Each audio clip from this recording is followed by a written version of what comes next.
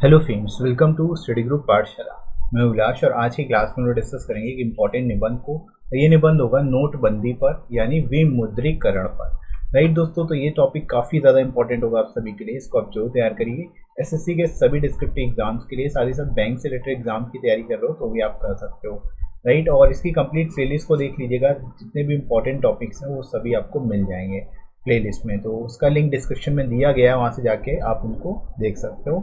और इसके लेटर की प्लेलिस्ट को भी देख सकते हो। जितने पत्र हैं वो भी आपको प्लेलिस्ट में मिल जाएंगे। राइट दोस्तों, इसके साथ ही साथ आप इस बुक को ले सकते हो जिसमें आपको 60+ टॉपिक्स मिलेंगे कवर करने के लिए, जिनको आप तैयार कर सकते हो, प्रैक्टिस कर सकते हो इन सभी बुक्स की। ठीक है, इन सारे टॉपिक्स की विद इन वर्ड लिमिट आपको सारे के सारे टॉपिक्स मिल जाएंगे। लेटेस्ट पैटर्न पर बेस्ड होंगे। 60+ टॉपिक्स यहाँ से आप कवर कर ही सकते हो और ऐसे लेटर दोनों ही सिंगल बुक में आपको मिल जाएगा। तो अलग से 2 बुक लेने की जरूरत नहीं पड़ेगी, लोएस्ट कॉस्ट में बुक आपको मिल जाएगी। एडिशनल फ्रेंड्स 30% डिस्काउंट भी आपको मिल जाएगा। डिस्क्रिप्शन में लिंक दिया गया है, वहाँ से जाके आप डिस्काउंटेड रेट पर इन बुक्स को ले सकते हो अपने एग्जाम के हिसाब से, एसएससी, सीजीएल या फिर सीएचएसएल के लिए। राइट फ्रेंड्स, तो चलिए शुरुआत करते हैं हम लोग आज की क्लास की। इंट्रोडक्शन से स्टार्ट करेंगे। इस टॉपिक को कैसे एक्सप्लेन करना है ये देख लेते हैं। देखो, नोटबंदी या फिर विमुद्रीकरण का अर्थ किसी भी देश में सरकार द्वारा बड़े मूल्य के नोटों को बंद करना या उनके प्रयोग पर प्रतिबंध करना है, प्रतिबंध लगाना है, जिससे उनसे कोई लेन देन ना किया जा सके।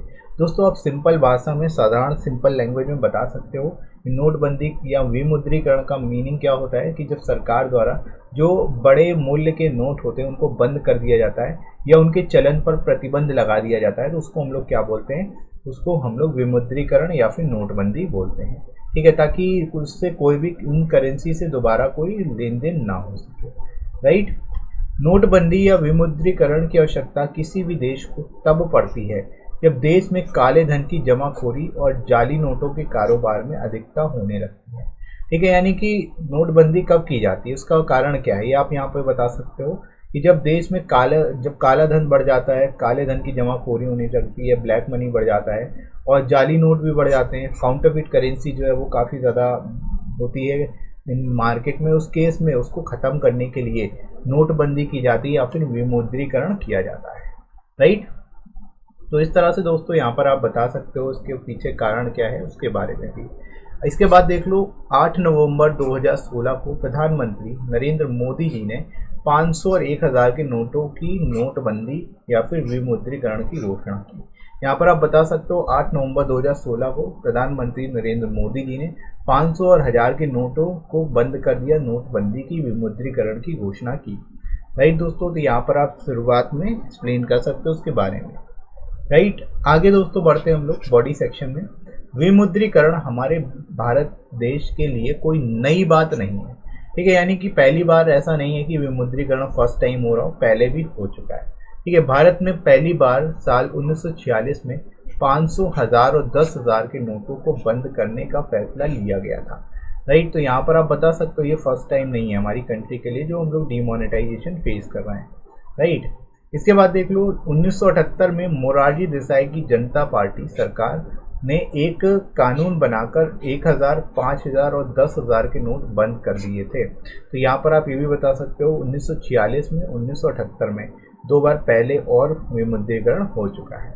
राइट, सरकार ने काला धन निकालने के लिए बहुत प्रयत्न किए, नए नए कानून बनाए गए और नियमों को सख्ती से लागू किया गया। अब दोस्तों यहाँ पर आप बता सकते हो सरकार का मेन एफर्ट यही था कि काला धन जो है, जो ब्लैक मनी है, उसको निकाला जाए बाहर। उसके लिए बहुत सारे प्रयास भी किए गए, नए नए कानून बनाए गए और नियमों को सख्ती से लागू भी किया गया। ठीक है, ताकि करेंसी जो है एक तरह से जो ब्लैक मनी है उसको हटाया जा सके मार्केट से। राइट दोस्तों, तो इस तरह से आप इसको बढ़िया तरीके से एक्सप्लेन कर सकते हो। इसके बाद आगे मूव करते हैं फ्रेंड्स बॉडी सेक्शन में ही। पुराने नोटों को बदलने के लिए 500 और 2000 के नए नोटों को चलाया गया। अब आप यहाँ पर बता सकते हो जो पुराने 500 और 1000 के नोट थे उनको तो हटा दिया गया, उनकी जगह पे नए नोट लाए गए जो कि 500 और 2000 के नोट थे। राइट, विमुद्रीकरण से भारत डिजिटल भी बना क्योंकि उस समय सारा लेन देन डिजिटल ही हुआ। अब यहाँ पर सबसे बड़ा प्लस पॉइंट जो मिला डिमोनेटाइजेशन का वो यही मिला कि विमुद्रीकरण से भारत जो है डिजिटल हो गया। ठीक है, भारत डिजिटल इंडिया, एक तरह से डिजिटल इंडिया बन गया। ठीक है, जिससे कि सारा लेन देन जो हो रहा था उस समय वो सारा डिजिटल माध्यम के थ्रू ही हो रहा था। तो यहाँ पर आप दोस्तों इस तरह से बता सकते हो इसके बारे में।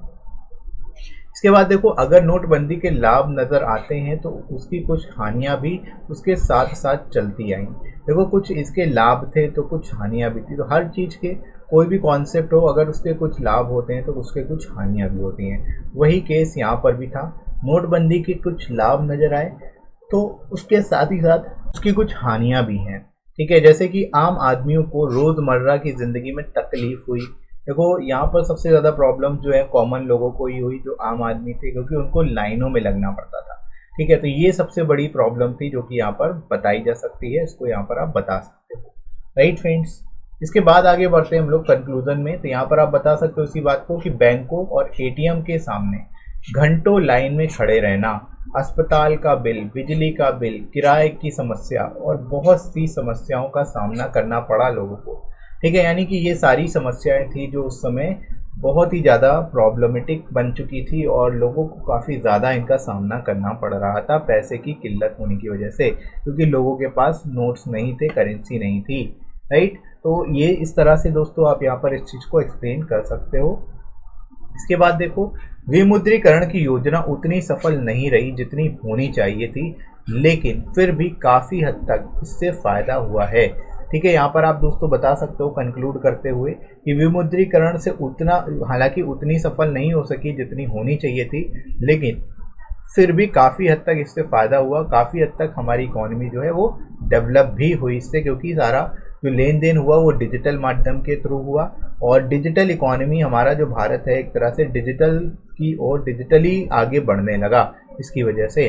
राइट दोस्तों, तो इस तरह से इसको आप बेटर तरीके से एक्सप्लेन कर सकते हो और आई होप आपको अच्छे से समझ में आ गया होगा ये टॉपिक कैसे आपको बताना है। राइट, तो आई होप ये वीडियो हेल्पफुल लगा होगा आप सभी को। ये वीडियो कैसा लगा कमेंट करके जरूर बताइएगा। वीडियो अच्छा लगा हो तो लाइक कर दीजिएगा, इस वीडियो को शेयर कर दीजिएगा अपने सभी दोस्तों में और सब्सक्राइब कर लीजिए चैनल को अगर आप में से कोई नया है तो। इसके साथ ही साथ आप कमेंट करके सजेशन भी दे सकते हो। अगर कोई टॉपिक आपको इंपॉर्टेंट लगता है तो आप सजेस्ट भी कर सकते हो, मैं उस पर भी आपको वीडियो प्रोवाइड कर दूंगा। राइट फ्रेंड्स, तो अभी के लिए इतना ही। नेक्स्ट मिलते हैं अगली क्लास में। Thanks for watching.